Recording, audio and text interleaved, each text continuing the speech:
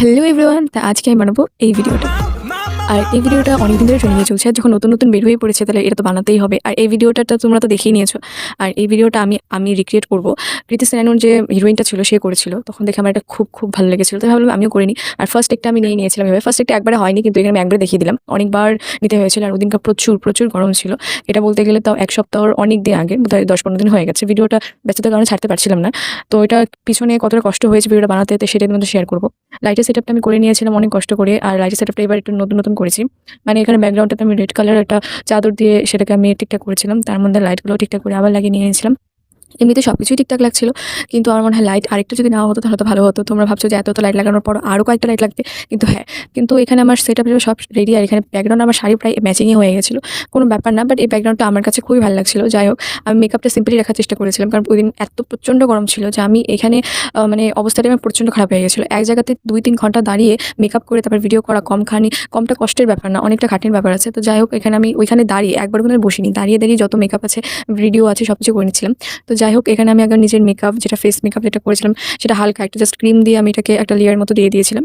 যেটা Lakme CC cream, যেটা আমার পছন্দ, একদম খুব ফেভারিট এই ক্রিমটা। কারণ যে কোনো জায়গাতে এমনি ন্যাচারালি যাওয়ার জন্য, আশেপাশে যাওয়ার জন্য ফাউন্ডেশন দিয়ে কে রেডি হতে যাবে, তখন এইভাবে আমি রেডি হয়ে চলে যাই। তো আজকে ভাবলাম এভাবেই করে নিই। আর আমি আইটা ভেবেছিলাম একটু ব্ল্যাকের মধ্যে রাখবো, ওইটার মধ্যে একটু বেশি ভালো লাগবে। তো ওরকম ব্ল্যাক আইশ্যাডো করে নিয়েছিলাম। আর তারপরে দেখো কিরকম লাগছে আমাকে। আর এত গরম ছিল যে একটু পর আমি বোনের এই ছোট হাওয়া ফ্যানটাকে নিয়ে আমি হাওয়া খাওয়া করছিলাম, যার জন্য বোনও আসছিল, আমিও আসছিলাম। তো যাই হোক, এখানে অল্প করে আরামও করছিলাম আর অল্প করে রেডিও হচ্ছিলাম। রেডি হয়ে যাওয়ার পরে আমি এখানে তারপর সেকেন্ড টেকটাও নিয়েছিলাম। আর সেকেন্ড টেকটাও নিতে আমার অনেকটা সময় লেগেছিল। কারণ একটা টেক যদি আমার মনে হয় যে পারফেক্ট হয় না, আমি এটা কেটে দিয়ে আবার মানে পারফেক্টভাবে করার চেষ্টা করি। আমি জানি না কেন বা এরকম আমার সাথে হয়। পারফেক্ট না হলে আমার পছন্দ হয় না ব্যাপারগুলো। তো যাই হোক, এখানে আমার আই মেকআপটা এখানে কমপ্লিট হয়ে গেছিলো। এখানে অনেক কিছুই করা এখনো বাকি ছিল।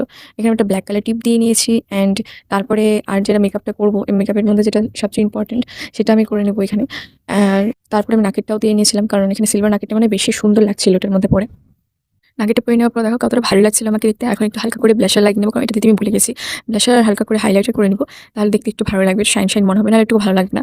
তো যাই হোক, আমি কিন্তু ওইখানে ওই হিরোইনটার মতো করার মানে করতে চাইনি, সাজতে চাইনি। জাস্ট ওই ভিডিওটাতে মানে ওই সংটাতে আমি ভিডিওটা করতে চেয়েছিলাম।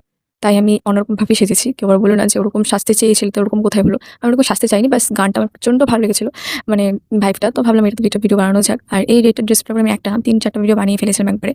কারণ একটা ভিডিও বানিয়ে রেখে তারপরে আমার হয় না, 3-4টা করে ভিডিও বানালে সেটা বেটার মনে হয়।